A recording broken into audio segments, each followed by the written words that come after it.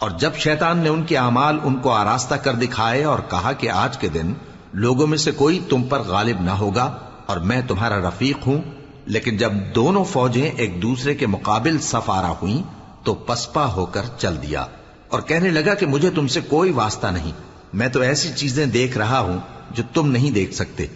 مجھے تو اللہ سے ڈر لگتا ہے اور اللہ سخت عذاب کرنے والا ہے۔ اس وقت منافق اور کافر جن کے دلوں میں بیماری تھی کہتے تھے کہ ان لوگوں کو ان کے دین نے مغرور کر رکھا ہے،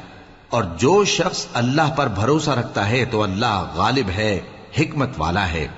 اور کاش تم اس وقت کی کیفیت دیکھو جب فرشتے کافروں کی جانیں نکالتے ہیں کہ ان کے چہروں اور پیٹھوں پر مارتے جاتے ہیں اور کہتے ہیں اب آگ کے عذاب کا مزہ چکھو، یہ ان اعمال کی سزا ہے جو تمہارے ہاتھوں نے آگے بھیجی ہیں، اور یہ جان رکھو کہ اللہ بندوں پر ظلم نہیں کرتا۔ جیسا حال فرعونیوں اور ان سے پہلے لوگوں کا ہوا تھا ویسا ہی ان کا ہوا کہ انہوں نے اللہ کی آیتوں سے کفر کیا تو اللہ نے ان کے گناہوں کی سزا میں ان کو پکڑ لیا۔ بے شک اللہ زبردست ہے، سخت عذاب دینے والا ہے۔ یہ اس لیے کہ جو نعمت اللہ کسی قوم کو دیا کرتا ہے جب تک وہ خود اپنے دلوں کی حالت نہ بدل ڈالیں اللہ اسے نہیں بدلا کرتا، اور اس لیے کہ اللہ سنتا جانتا ہے۔ جیسا حال فرعونیوں اور ان سے پہلے لوگوں کا ہوا تھا ویسا ہی ان کا ہوا۔ انہوں نے اپنے پروردگار کی آیتوں کو جھٹلایا تو ہم نے ان کو ان کے گناہوں کے سبب ہلاک کر ڈالا اور فرعونیوں کو ڈبو دیا،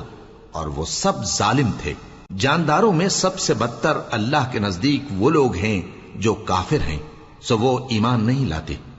جن لوگوں سے تم نے صلح کا عہد کیا ہے پھر وہ ہر بار اپنے عہد کو توڑ ڈالتے ہیں اور اللہ سے نہیں ڈرتے، اگر تم ان کو لڑائی میں پاؤ تو انہیں ایسی سزا دو کہ جو لوگ ان کے پس پشت ہوں وہ ان کو دیکھ کر بھاگ جائیں، عجب نہیں کہ ان کو اس سے عبرت ہو۔ اور اگر تم کو کسی قوم سے دغابازی کا خوف ہو تو ان کا عہد انہی کی طرف پھینک دو کہ اس طرح تم سب برابر ہو جاؤ۔ کچھ شک نہیں کہ اللہ دغابازوں کو دوست نہیں رکھتا، اور کافر یہ خیال ہرگز نہ کریں کہ وہ آگے نکل گئے ہیں، وہ ہمیں عاجز نہیں کر سکتے۔